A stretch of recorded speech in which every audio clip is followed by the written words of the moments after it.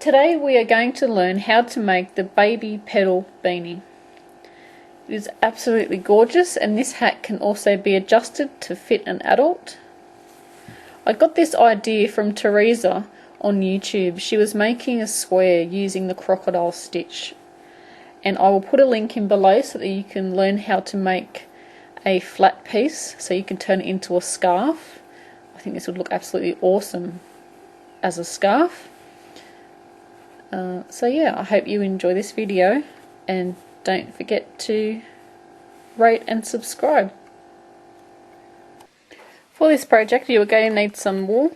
I have some 8-ply, and this is very soft, like it says. It's absolutely beautiful. If any Aussies haven't tried it yet, definitely give it a go. It's a little bit more expensive than the scratchy acrylic, but I think it's worth it in the end. And then using a hook that is recommended for the wool that you have. And also we're going to need a hook that is a couple of sizes smaller. So this is a 4mm, so we're probably going to, or an F hook, and we're probably going to need a size 3 because we need to make our stitches smaller at the top of the beanie. So what we need to do is make a chain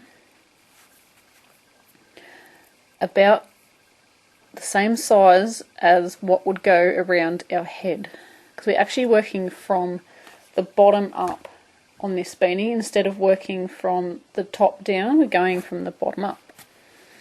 So making a chain that would go around the circumference of your head. This is going to be for a baby, so obviously it's not very big. What we want to do now is grab a stitch marker. I'm just using an odd bit of wool. Place it over your yarn like that, just so that we're marking that stitch. And now I just want you to add about 10 chains.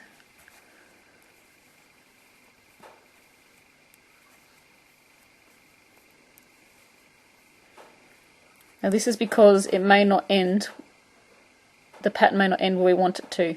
This will become, make sense as we go along in the pattern. So just leaving your stitch marker in there.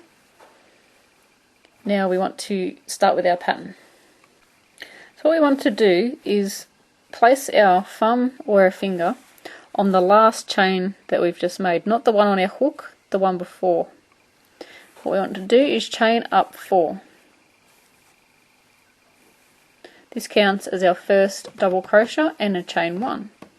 So now what we want to do is skip 2 spaces. So holding on to that one we had in our fingers, skipping 2, going into the next space with 2 double crochets into that same chain.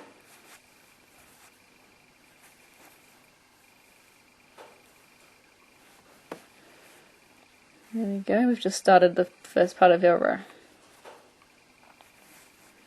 Chaining 1, and we want to skip 2 chains down the bottom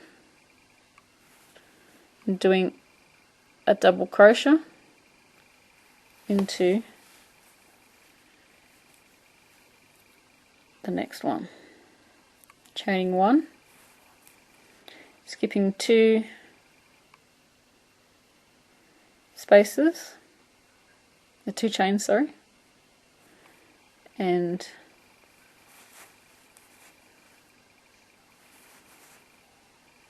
doing 1. Now where this stitch marker is, I've just realised it's at the wrong end of our chain. So remember how we added 10 chains this end? So we just want to take our stitch marker out, go to the beginning of our chain, count in 10, so 1, 2, 3, 4, 5, 6, 7, 8, 9, 10. I'm just putting our hook in there, or just moving your stitch marker how you like, placing it back in.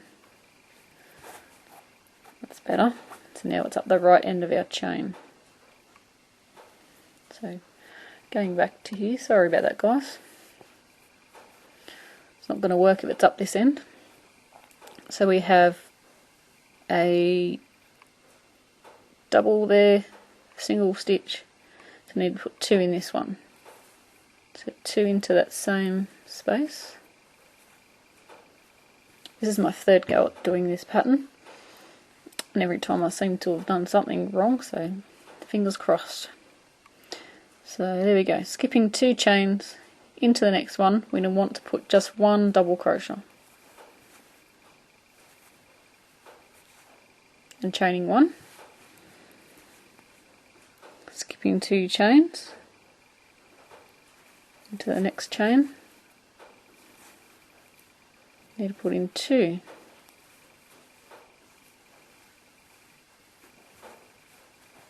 chaining 1, skipping 2 chains, double crocheting into the next one, chaining 1. You can probably see a pattern forming here. Got a single, a double, a single, a double, a single, a double, a single. So that means our next one is a double. So skipping 2 chains going into the next one.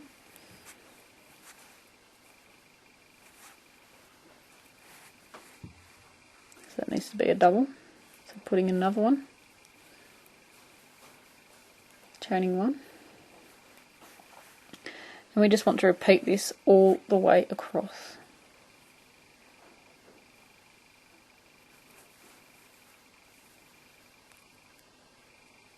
And I didn't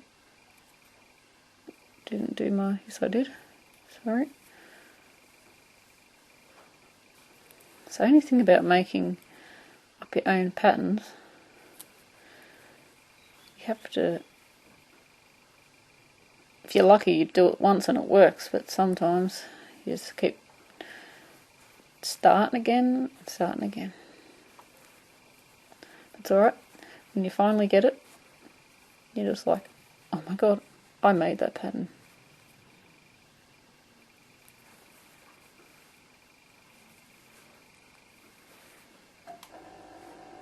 So just checking back, making sure that we've done it right, because we do not want to get up the end and having to rip it out. It's not such a long row, so it wouldn't be too bad, but nothing like doing around those really big granny squares and finding that the row below is wrong.